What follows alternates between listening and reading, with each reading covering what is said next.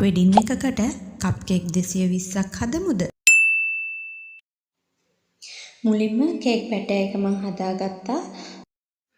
Kilo එකේ cake batter එකෙන් මම කප් කේක් 24ක් වගේ හදාගත්තා. ඒ ප්‍රමාණය වැඩි කරලා ඔයගොල්ලන්ට හදාගන්න පුළුවන්. මම ප්‍රමාණයන් දාන්නම්. ඊට පස්සේ oven එක ෆ්‍රී හීට් කරගෙන අපි කේක් ටික බේක් කරගන්නවා.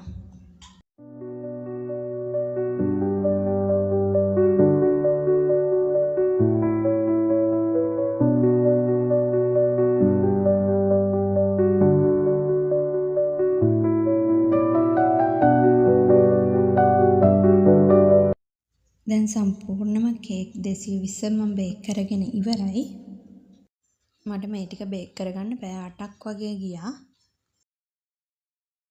දැන් කේක් ටික හොඳට නිවුනට පස්සේ මම බටර් අයිසින් එක හදා ගන්නවා. බටර් අයිසින් එක මම 1:3 අනුපාතයට තමයි හදාගන්නේ.